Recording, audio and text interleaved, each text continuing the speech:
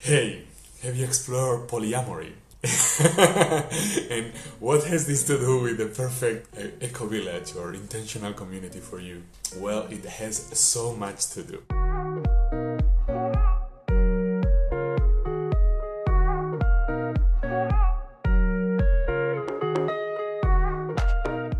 Taking a moment, I'm Loto Vázquez, just in case you don't know me. I'm the author of the book Happiness is Easy and co-author of another book. And anyway, I'm someone super passionate about humanity thriving, myself thriving and humanity thriving, and supporting as many people as possible in that.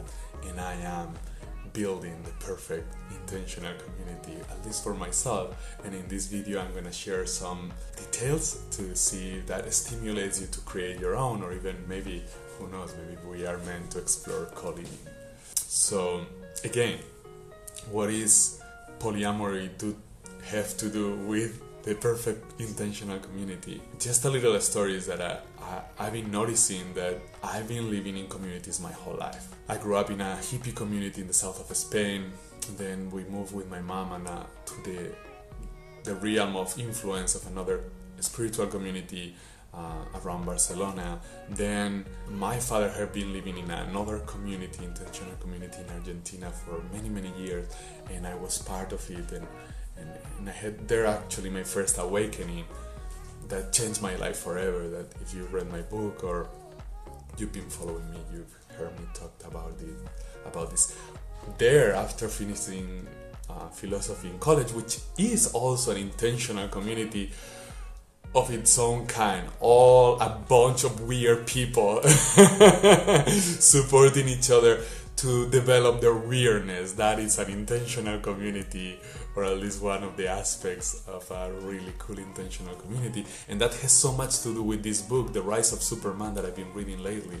And that just yesterday I was listening the audiobook and listening about that part where it talks about how much a group with a common goal and a consistent, regular feedback to each other can stimulate and maintain flow state way easier than individually. So high performing and ultimate performing is easier when it's in a group, in an intentional community, than when it's isolated. How is this related to polyamory? 1 second more. So after that, in Argentina, I became a monk. That was another intentional community that I was part of during more than 10 years. Not always living together, everyone, but definitely connected and having a common code of honor and a way to give feedback to each other and to support each other in common goals. So through this whole journey, I've been seeing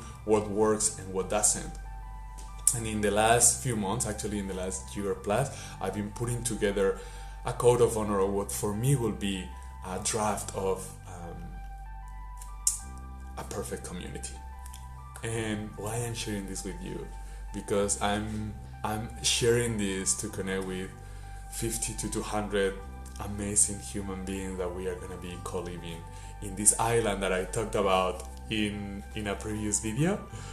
We haven't selected the island yet, but there is so much to do together, and that is part of being in community, right? Is co-creating together. So you can now click this link, I guess in the comments or somewhere around here, and you can see this code of honor for the community and the vision and mission and values and the way of creating protocols to regulate how we live in a way that makes us all thrive. And how is this connected to polyamory? You can also comment, and if you really like it, you can also join, at least as a visitor, this intentional community, at least online for now, as we move into this island or into this experience in co-living in a physical level. What it has to do with polyamory is that I've been watching that it works to have amazing, intense experiences in all of these communities that I've been part of. So much growth, mindfulness, that in this society with this status quo that is deteriorating both humans and the earth. I've seen that these communities, intentional communities, are way more efficient in regenerating humans and the earth. I've seen also that consistently when conflict is not addressed soon enough, it grows too much. And when it grows too much, it creates suffering, it creates impotence, or it awakens impotence. It awakens the sense of this is too much, it is impossible, and it creates people to give up on the real dream, on living in a co-living, in an intentional community, in an eco-village, where actually we are constantly supporting each other thrive and be more and more prosperous and abundant in a way that is regenerating both humans and the planet. So people give up. The same that people have given up in society, people end up giving up to the real dream in this intentional community. So like we settle for less than what we truly want, and then happiness is less than it could be, and prosperity is less than it could be. Again, how is this connected to polyamory? My perspective on polyamory is that including more than connected, including the fact that I do like other human beings, even if I would like not to like them because it will be simpler, because it will be more comfortable for you, my lover, I do like other human beings. And the fact is, you do like other human beings. Whether daily or weekly or monthly, you do find or see someone that you're like, that human being is so beautiful, and I feel attraction, I feel these sensations in me that feel so good. The beauty that I'm finding in polyamory is that by including this in the conversation, whether we choose to explore that physical intimacy or only emotional and intellectual and energetical intimacy, but by including this attraction with my lover, it brings so much purity, it turns the conflict into flourishing. It turns the potential conflict into an opportunity to grow more, either to grow more together or to grow more apart, by discovering soon enough, hey, we are not so aligned, we don't really want to, it's too much of a compromise to keep living together. Or no, it's so beautiful, I'm so excited, I feel so free and so respected by having someone that can be so honest with me. And that is one of the lines of this perfect intentional community, that at least every week or max 2 weeks there is a space where we share even what we don't want to share. So it can be uncomfortable, but the conflict cannot grow. Instead of the conflict growing, we grow. We regenerate more the humans involved in this community, and together the earth that we use, and maybe inspire the whole of humanity to regenerate everyone in humanity on this planet.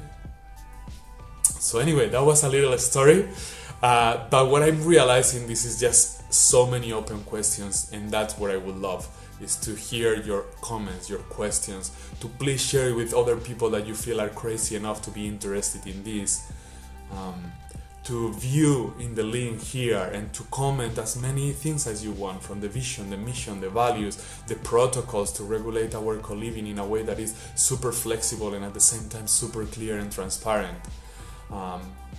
How to talk and experience and share money and all these tricky things that can bring so much conflict. And if you really like it, you can sign it, and only by signing it you can enter the community. But above all, please engage the conversation and share it with people that you think will love to be inspired by this, or even maybe potentially join.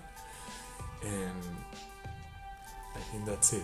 Like always, devour your fears, your excuses, follow yourself, follow your gut, and live your purpose. Live the life you dream. Be the change you want to see.